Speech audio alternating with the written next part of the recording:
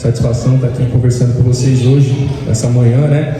Quero agradecer muito aí o convite, estou feliz, estou honrado de estar aqui, conhecendo esse espaço também, muito incrível, que eu nunca tinha vindo antes, achei da hora. Então, parabenizo aí para quem mantém esse lugar, quem faz os trabalhos aqui dentro.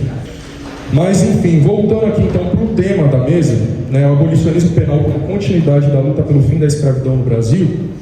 Para a gente entender esse título aqui, né, a gente precisa entender que há uma relação, como a Gabi muito bem já falou aqui, uma relação muito clara entre a luta pelo fim da escravidão, pelo abolicionismo, né, a abolição da escravidão, e a luta atualmente pelo abolicionismo penal, que envolve o fim das prisões, que envolve o fim do próprio poder judiciário, que envolve o fim da polícia militar, que envolve repensar toda essa estrutura punitivista de sociedade que a gente tem, onde certos comportamentos são criminalizados e são punidos de várias formas diferentes, né? E quando a gente fala sobre isso, eu acredito que vocês saibam, né? Muitas dessas pautas não são tão populares assim para a maioria da população. Se a gente chegar para o povão hoje e falar, a gente defende o fim da prisão, a maioria vai falar que é contra. Vai falar assim, mas e aonde que vai colocar os estupradores, os assassinos e etc. Então, eu que estou constantemente nas minhas redes sociais falando principalmente sobre o fim da polícia militar, né? Eu defendo a pauta do abolicionismo penal e o fim das prisões também, mas não é essa a pauta que eu mais levanto. A pauta que eu mais levanto mesmo é o fim da polícia militar, mas tudo está intercalado aí, né? E a resposta que eu mais recebo é justamente essa, né? Ah, mas se acabar com a polícia militar, o que a gente vai fazer com os criminosos? E aonde que vai colocar os estupradores e os assassinos e não sei o quê? E aí fica a questão, né? E o que está acontecendo hoje com os assassinos, estupradores, criminosos, etc? A polícia militar está resolvendo esses problemas de alguma forma? Ou mesmo quando prende essas pessoas e coloca na cadeia? Primeiro que são uma pequena minoria lá dentro, né? A imensa maioria que está presa está lá por acusação de tráfico, associação com tráfico, roubo, furto. São esses os crimes que prendem no Brasil principalmente. Os outros, os hediondos, são os primeiros que prendem, né? Então, quando a gente olha, por exemplo, para a Fundação Casa, é 1 ou 2% dos internos que estão ali por esses crimes mais hediondos, né? Então, a gente está falando ali de uma massa de jovens negros e de favela acusados de tráfico e de roubo. São crimes que muitas vezes eles nem cometeram, mas não teriam cometido, muito provavelmente, se tivessem uma outra condição socioeconômica. Então, são sim crimes não causados, mas induzidos pelas condições socioeconômicas das pessoas. Se não for isso, então a gente vai ter que falar que a pessoa negra de favela ela tem uma propensão natural ao crime, como se dizia no século XIX, e a gente sabe que isso não é verdade. Então tem que ter uma explicação sociológica para esse fato, de que a maioria que está ocupando as cadeias e fundações casa, ou qualquer lugar de cumprimento de medida socioeducativa, são jovens negros e periféricos. E é aí que entra a sociologia, é aí que entra as ciências sociais. Ela tem a função de desnaturalizar o que é visto como natural, de questionar o que é visto como sempre foi assim, sempre vai ser. Então o sociólogo ele tem essa função. E é justamente por isso que a sociologia ela é tão odiada pela elite, pela direita, pelos fascistas, pelos autoritários, porque a gente faz questionar, a gente faz a população questionar as prisões, as polícias e a sociedade como um todo. E eu sempre digo que a sociologia ela anda de mãos dadas com a história. Às vezes eu vejo umas treta aí, o que é melhor, sociologia ou história? Não sei o que, a pessoa fica brigando, falo, gente, pelo amor de Deus, um depende do outro. A gente não vai entender a nossa sociedade se a gente não olhar para a história dela, como que ela se formou, como que ela se constituiu, seja a sociedade como um todo, seja pontos específicos dessa sociedade, estruturas específicas, instituições específicas, né? A polícia militar nem sempre existiu. E por mais que para nós aqui isso seja óbvio, infelizmente para o povão isso não é óbvio. Dizer que nem sempre a polícia existiu, nem sempre prisões existiram, nem sempre o atual sistema capitalista existiu. Tudo surgiu, tudo foi fundado, tudo foi criado, tudo foi construído por alguém, por pessoas, por grupos, por classes, com objetivos. Então tudo isso pode ser questionado também. Tudo isso pode ser desconstruído também, tudo isso pode ser destruído também. E outras coisas, outras estruturas, outras sociedades podem ser fundadas a partir daí. A Gabi citou as aldeias indígenas. Os indígenas formam polícia militar dentro das suas aldeias para prender uns aos outros, matar uns aos outros. Isso não existe. Então eu estou falando de formas de organização social que existem hoje, não foi no passado. Não, Thiago, isso é uma utopia do futuro. Não, é hoje.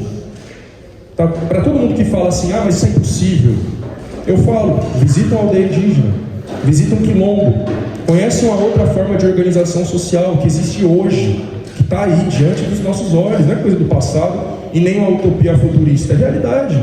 Ou seja, é possível. E não é natural as coisas como elas estão aí hoje. Se fosse natural, se fosse biológico, todas as sociedades, todos os povos seriam assim. E não é. Então é social, é cultural, é político. Mas, enfim, para a gente entender todas essas estruturas que existem hoje no nosso país, como eu já citei aqui algumas, prisões, todo o sistema prisional, o sistema penal, o sistema carcerário, o poder judiciário, as polícias, para a gente entender tudo isso, como elas são hoje e por que elas são como elas são hoje, racistas, elitistas, a gente precisa voltar lá atrás e ver como elas foram fundadas e por quê. Então, no caso da Polícia Militar, que como eu disse, é o que eu mais falo, que eu tenho mais conhecimento também, no caso da Polícia Militar no Brasil, ela é fundada em 1809. Então, em 1809, em plena escravidão e colonização também, o Brasil ainda era colônia de Portugal, a Polícia Militar é fundada meses depois da família real portuguesa desembarcar aqui no Brasil. Então tem toda uma história da invasão de Napoleão Bonaparte na Península Ibérica. Enquanto ele estava dominando a Espanha, a família real portuguesa foge para aqui para o Brasil, sua colônia.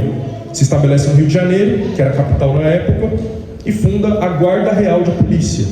Hoje, um brasão da Polícia Militar do Rio de Janeiro, ainda é o mesmo da sua fundação em 1809, ainda traz a sigla GRP, Guarda Real de Polícia, com desenho de uma coroa, com um ramo de café e um ramo de cana-de-açúcar, tudo isso simbolizando a elite da época, as fontes de riqueza principais da elite escravista da época, o engenho de açúcar, a plantação de café, enfim.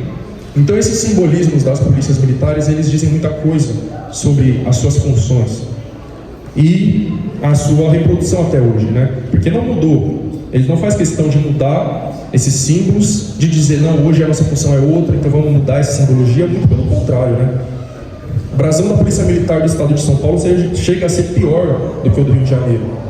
Ele retrata um bandeirante, e não é qualquer bandeirante, é Domingos Jorge Velho, o bandeirante que destruiu o Quilombo dos Palmares, assassinou, decapitou Zumbi dos Palmares. Ele é homenageado pela Polícia Militar do Estado de São Paulo, além de várias outras simbologias absurdas que estão naquele brasão.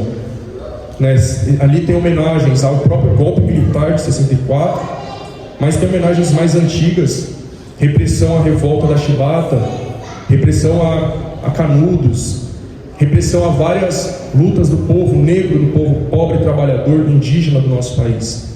A Polícia Militar, ela exalta isso. Como esperar que essa instituição faça a nossa segurança? Como achar que essa instituição é justa na hora de fazer uma prisão, uma apreensão, uma busca? Não vai ser. Ela é estruturalmente racista. Isso vem de cima para baixo. A gente vai ter eleições aí municipais esse ano e o atual prefeito Ricardo Nunes, candidato à reeleição, coloca para ser o seu candidato a vice um ex-comandante da Rota que diz com todas as letras: a abordagem da polícia na periferia tem que ser diferente dos Jardins. Ele diz isso sem nenhum medo, sem nenhum receio. É isso mesmo, tem que ser diferente. São pessoas diferentes, ele diz, que estão na periferia e que estão no centro. A função da Polícia Militar na periferia é de controle, é de opressão, é de manter a gente no nosso, entre aspas, devido lugar.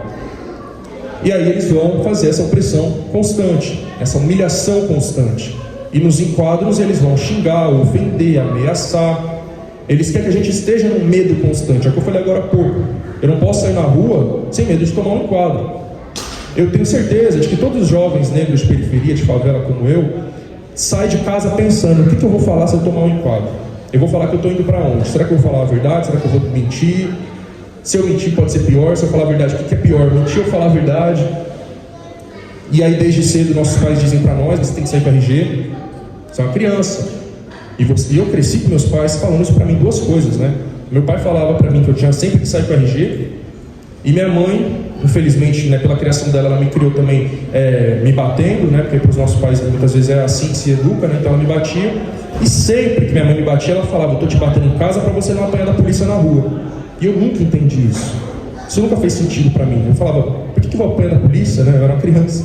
E aí você cresce e você entende, né? Então, na cabeça da minha mãe, se eu fosse criado na rua, jogado de qualquer jeito, eu ia me envolver com crime e, consequentemente, eu ia estar apanhando da polícia, poderia até ser morto pela polícia. E a gente sabe que isso acontece mesmo com quem não é envolvido com crime, né? Mas quanto mais ela pudesse me controlar na mente dela, melhor. E eu tinha que ser criado também na base dessa violência. Então, desde a família até o Estado, existe uma lógica de controle de corpos baseada na violência, né? A família ela é uma reprodução também da própria estrutura do Estado, da sociabilidade capitalista, né? Então, ela é um aparelho ideológico também. Então, na família a gente vai aprendendo muitas coisas que foram ensinadas para os nossos pais também. E tudo gira em torno de controlar corpos, mentes, pessoas, moldar comportamentos, numa lógica que vem desde a escravidão, né? Então, a nossa sociedade mudou muito pouco de lá para cá. Até porque faz pouquíssimo tempo, né, que essa escravidão foi supostamente abolida. 1888 para cá são uma coisa de 130 anos. Historicamente isso não é nada, isso foi ontem, sabe? Então são quase 400 anos de escravidão para 130 anos de uma suposta liberdade. Isso não dá tempo nem das instituições terem se reformulado. Isso não dá tempo nem deles terem mudado de mentalidade, porque basicamente são as mesmas famílias que continuam no poder. As famílias que estão hoje no poder político, no poder econômico, no poder judiciário e no poder militar são as mesmas de 200, 300, 400 anos atrás. Algumas entraram, outras saíram, mas a maioria continua a mesma coisa. Vocês têm noção disso? Então, um grande exemplo, né, acho que o maior exemplo que eu posso citar é do ex-governador João Dória, ex-governador e ex-prefeito de São Paulo, João Dória, né, o João da Costa Dória. A família Costa Dória está no Brasil desde 1550, quase 500 anos no Brasil, ocupando vários cargos de poder. Né? Então, o Dória tem vários antepassados que foram governadores, que foram prefeitos, ministros, etc. e tal. Esse é um exemplo, mas não é o único, são vários. Geraldo Alckmin, né, meu vice-presidente da República, né, vem de outra família tradicional e na política que está há décadas. Teve primo que foi vice-presidente, tio que foi ministro do STF. Isso é extremamente comum. Quando a gente descobre isso, a gente se surpreende, fala: caralho, sério?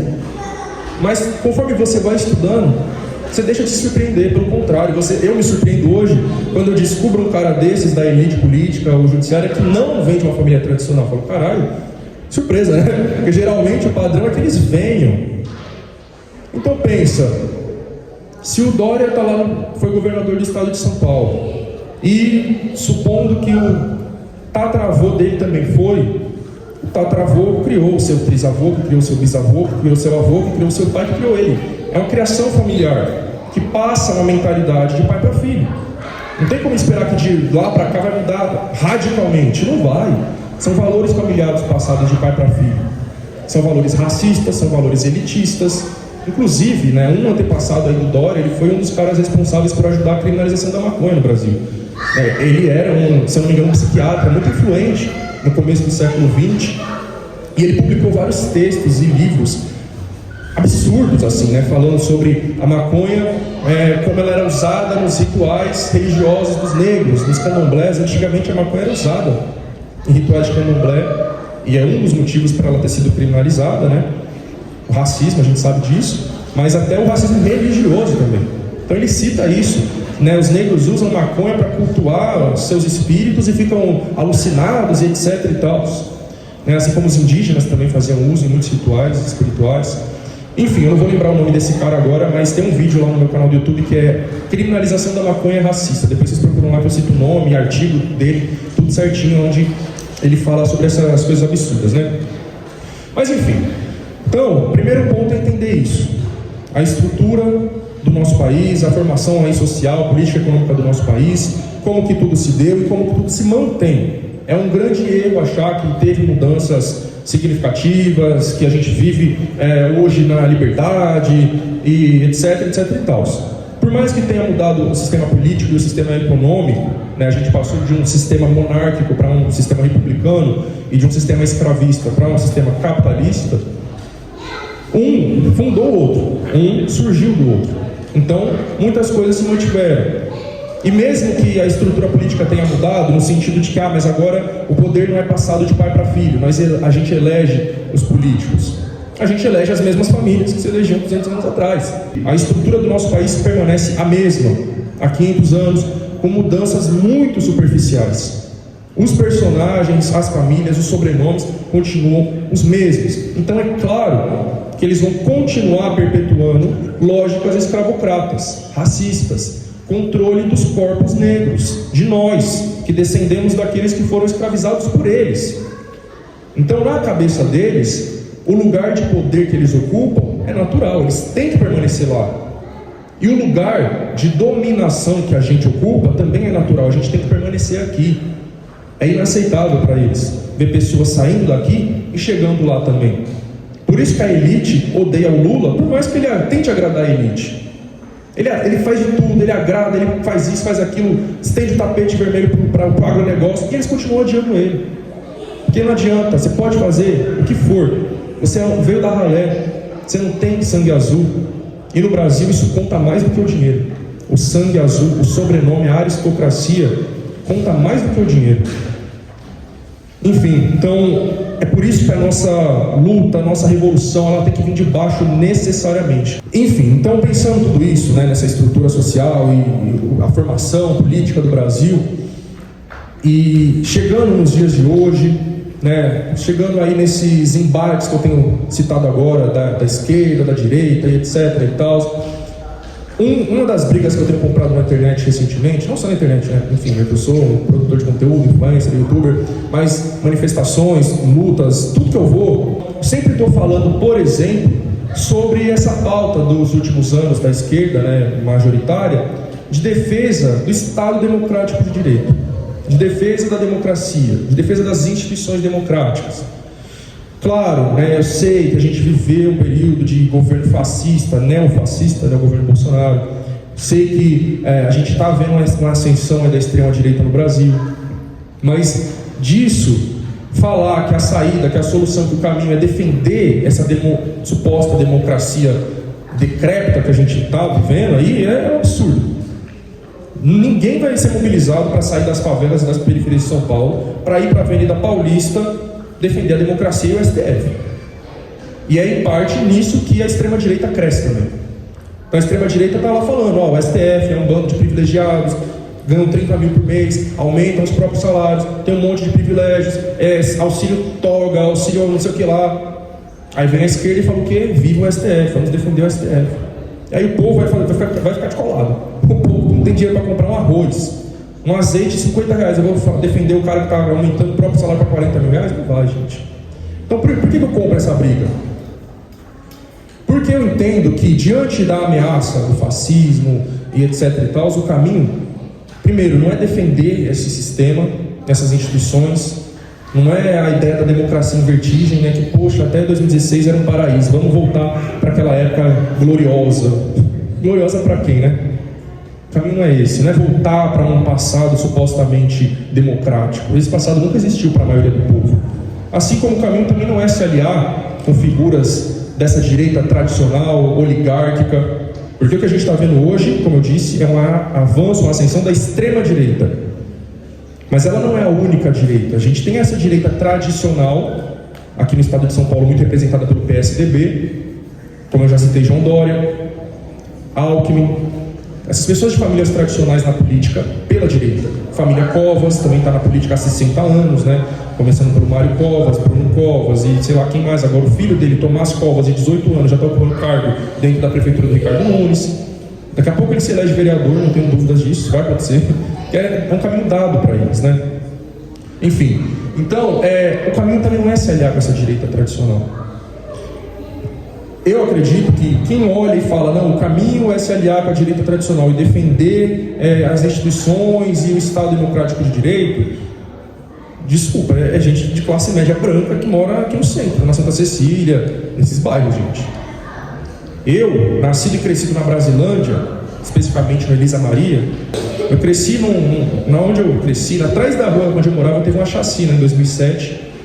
Foram assassinados 7 jovens. Então, desde a minha infância, eu cresci, como todos aqui que são de periferia de favela cresceram, vendo a violência policial.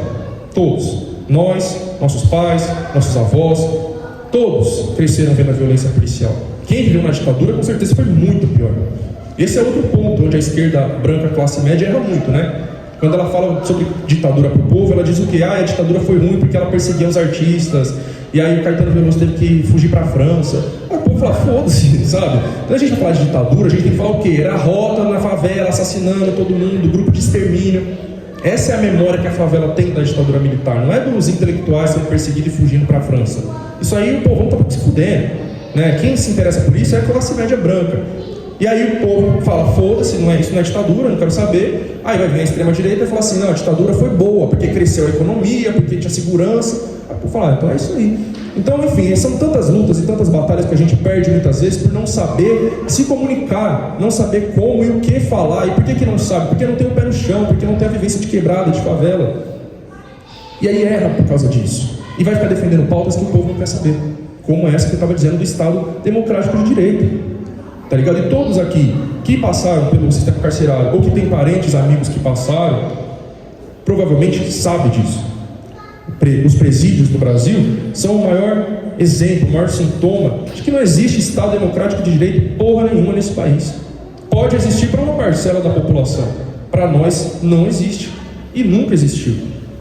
Então, desde muito tempo atrás, né, quando se diz que se construiu uma democracia nesse país, e mais recentemente, né, com a Constituição de 88, que se estabelece que o Brasil é um Estado democrático de direito, isso foi para uma parte da população. Como eu estou dizendo, para essa parte branca, rica, burguesa, ou um pouquinho ali da classe média também se beneficia desse Estado democrático de direito.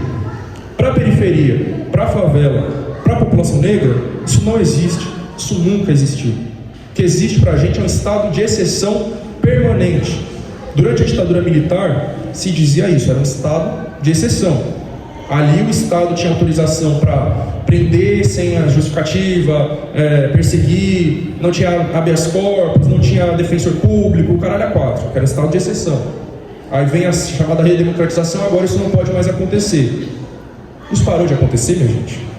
Parou de acontecer? Execuções sumárias, desaparecimento de corpos, prisões arbitrárias, falta de defesa, forjamento e por aí vai. Tudo isso continua acontecendo, mas só continuou para uma parte da população. E aí eu comecei também citando o governo Tarcísio, né? Como que esse governo, por ser também um governo neofascista, né, assim como foi o governo Bolsonaro, ele começa a trazer à tona coisas que estavam ocultas para a maioria da população. Né? Então o Bolsonaro ele só assustou tanto a esquerda, essa esquerda majoritária, porque ele começou a atacar ela também. Enquanto era só o Alckmin atacando a favela, estava ok. Enquanto era o Dória atacando, apesar que o Dória foi no mesmo período do Bolsonaro. Na verdade o Dória foi prefeito antes, né? Então, quando era o Dória demolindo prédio na Cracolândia, caindo na cabeça do povo ali, ok. Aí agora eles são democratas, né? Porque eles não fazem políticas que afetam a classe média branca. O Bolsonaro fez. E agora vem o governo Tarcísio, aqui em São Paulo, que também tem tomado atitudes que estão afetando essa galera. Então, por exemplo, a gente viu recentemente a polícia descendo um cacete em estudantes de direito da USP. Eu fiquei chocado vendo aquilo. Eu falei, porra, a polícia batendo em estudante dentro da faculdade de direito da USP. Para vocês verem onde que a gente está chegando, né? Porque quando é na favela, a gente, isso aí é mais comum que a chuva cair para baixo, né? E enfim, andar para frente. A polícia batendo na gente na favela, isso aí é a coisa mais comum do mundo, né? Agora a polícia está batendo naqueles filhos, né, dos ministros, dos juízes, porque quem está na Sanfran ali são esses, filhos de juízes, ministros, desembargadores. É porque a gente está vendo onde que a gente está se enfiando, como que as coisas estão se aprofundando, né? E o buraco que a gente está se enfiando. Mas historicamente, isso sempre aconteceu com a gente, né, com a periferia, com a população negra, com a população de favela. E aí pensando nessas questões, né, de prisão, de sistema carcerário, sistema penitenciário, poder judiciário, etc, etc e tal, como eu estava dizendo, né? Para a nossa parcela da população, da periferia, pobre, etc e tal, sempre existe esse estado de exceção. Então, não tem isso de se defender, de ter garantia de direitos, e etc, etc e tal. Eu não vou nem citar aqui todas as inúmeras ilegalidades que acontecem contra nós, que vocês com certeza estão careca de saber. Polícia invadindo casa sem mandado, polícia revirando nosso celular sem mandado judicial, mulheres, mães de crianças, de bebês presas, quando a lei diz que tinha que ir para prisão domiciliar. Então, enfim, incontáveis violações aí de direitos que acontecem no nosso país, né? Pensando nisso, eu quero conversar com vocês agora sobre alguns casos aí que têm repercussões aí na mídia nas últimas semanas. Estava conversando com um parceiro meu quinta-feira, um jovem negro, morador lá da Marconi, né, na favela lá da Marconi, e advogado. E aí a gente estava trocando ideia, e aí, quem tá ligado aí, né, nesse mundo do funk, não sei o que lá, deve ter ouvido aí falar do caso do Nino Abravanel. Para quem não sabe, vou contextualizar. Nino Abravanel é um influencer, acho que ele tem uns 18 anos, se eu não me engano, bem jovem, que, junto com o irmão dele, e assim, um influencer muito famoso nesse meio, tem mais de 10 milhões de seguidores, ele matou um homem, junto com o irmão dele, numa forma de vingança, porque esse homem matou o avô dele, certo? Então, um homem espancou o avô dele, por consequência disso o avô dele morre, ele se junta com o irmão dele, vai atrás e mata esse homem que matou o avô dele. E aí isso está dando uma grande repercussão midiática, né? O que a gente vê no meio desse público que eu falei, do funk, da periferia, né, páginas de favela, de funk, de baile, de não sei o que lá, é um apoio total a eles, tá ligado? Mexeu com a família dele, ele fez certo de fazer isso, beleza. Então, dentro da opinião pública, da juventude da periferia, o que eu observo é um apoio incondicional a ele está certo no que ele fez. E aí eu estava trocando essa ideia com o meu parceiro, né, sobre se juridicamente, legalmente, né, o que se pode tirar desse caso, né, principalmente porque ele tinha recebido um mandado de prisão preventiva, se eu não me engano, e aí foi revogado esse mandado de prisão preventiva. E aí ele vai cumprir, ele vai responder em liberdade por esse caso. E aí esse meu amigo, que é advogado, ele estava me explicando que isso está certo. Isso é o devido rito legal. Ele foi acusado ali de homicídio. E assim, eu não sou advogado, vocês sabem, eu não sou formado em direito, se eu falar alguma coisa errada aqui eu peço desculpas, né? Mas pelo que eu me lembro do que o meu amigo me explicou, né? Todos os casos de homicídio, eles vão a júri popular. Então, se junta ali um grupo de cidadãos, pessoas que vão formar um júri popular para decidir o que vai ser feito, né, com aquela pessoa, e isso depois de ter passado por várias instâncias, ter transitado em julgado, etc e tal. Então, até que se chegue aí, o correto, né, pelo que meu parceiro me explicou, é justamente que a pessoa cumpra esse mandado em liberdade, se ela não oferecer um risco à sociedade, né, que aí sim é o caso da prisão temporária, prisão preventiva, essas coisas. Beleza. A partir dessa conversa, desse debate que eu estava tendo com meu amigo, eu lembrei de um outro caso que está acontecendo nessa mesma semana, que é a prisão lá do Nego Di. Né? O Nego Di também, para quem não sabe, é um influencer, ex-BBB, né? Teve aí nessa última edição do Big Brother Brasil.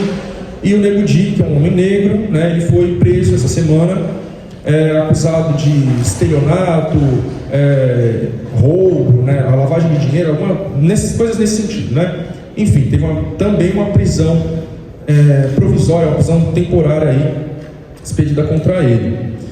E aí, apareceram vários posts nas redes sociais assim, né? Por que o Nego Di está preso, mas o Renato Cariani não está? Né? Para quem não sabe, Renato Cariani aí também é um influencer, porém branco, que vem sendo investigado aí nesses últimos meses pela acusação de tráfico, e se eu não me engano, lavagem de dinheiro também, e associação ao tráfico. E no caso dele, acho que a polícia, eu não lembro exatamente qual a instituição, né, pediu aí, se eu não me engano, 3 mandados de prisão contra ele, e a justiça negou os 3. E aí, pelo que o meu amigo que é advogado falou, isso está certo, não tinha provas para expedir um mandado de prisão ali contra ele, uma prisão preventiva contra ele. Qual que é a questão que eu quero trazer aqui em cima dessa reflexão? Né? São casos que despertam revoltas, que despertam sentimentos, né? o Nego Di como um cara de extrema direita, que está ali propagando um monte de fake news em relação às enchentes no Rio Grande do Sul, dizendo que o governo Lula está impedindo de chegar doações, etc, etc, etc. Quando a gente vê um cara desse sendo preso, a gente fala, que bom, quero que ele se foda. E aí a gente questiona, cadê o Cariani preso? Tem que ser preso também. Se a gente for olhar pelo rigor da lei, pelo que diz, né, a lei, o Código Penal, e etc, etc e tal, a gente vai ver. O fato do Cariani não ter sido preso, legalmente está certo. O fato do Nego Di estar preso, legalmente está errado. E aí qual é a diferença entre os dois? Como eu falei, um é negro e outro é branco. Lógico que não é o único fator, né? A gente sabe que não é tão simples assim. Vão ter negros ricos, de direita, que também vão sair impunes.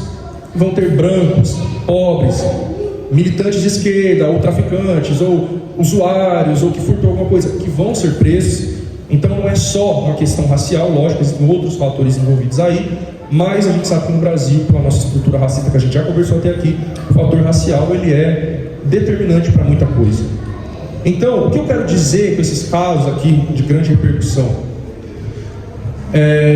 A lei, isso é óbvio para todos nós aqui, né? Mas infelizmente o óbvio precisa ser dito. A lei ela não é igual para todos. O Estado democrático de direito não existe para todos. O devido rito legal não vai ser seguido para todos. Alguns vão ter os seus direitos garantidos. Então, o direito a cumprir essa pena em liberdade, ou de um processo correr e você estar em liberdade, no máximo ali com uma tornozeleira eletrônica, até isso vai ser garantido para alguns e para outros não. E isso está por trás de boa parte do fenômeno do encarceramento em massa do nosso país. Como eu já falei para vocês, a gente tem uma imensa maioria de pessoas pretas e pardas, pobres, presas por acusação de tráfico, associação ao tráfico, roubo ou furto. São pessoas que não têm condições de ter um advogado, são pessoas que sofrem para conseguir um defensor público, e são pessoas que vão ser presas preventivamente, sem absolutamente nenhuma razão, nenhuma justificativa, sem oferecer qualquer risco para a sociedade. Uma pessoa que às vezes furtou ali um shampoo. Esse mesmo parceiro meu, ele me recomendou um documentário que se chama Bagatela. Eu assisti ele ontem, eu nunca tinha assistido. Recomendo. Esse documentário ele fala sobre o princípio da insignificância, né? Ou da bagatela, que é uma pessoa que furtou ou roubou uma coisa insignificante, ela não deve ser presa por isso. Mas esse documentário vai mostrar como esse princípio da insignificância ele é absolutamente descumprido no Brasil. Então ele vai contar histórias de pessoas negras, não por acaso, presas porque furtaram um shampoo, roubaram um chocolate. E são histórias assim absurdas, sabe? Uma mulher que roubou uma fralda, não lembro exatamente o que ela furtou, passou 2 anos presa.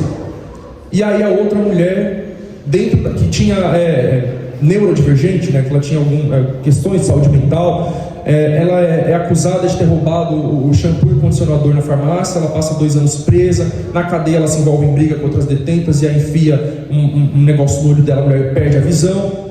Então, por uma acusação de roubo de um shampoo, a pessoa sai da cadeia depois de 2 anos sem um olho. Então é completamente absurdo o que acontece nos presídios brasileiros.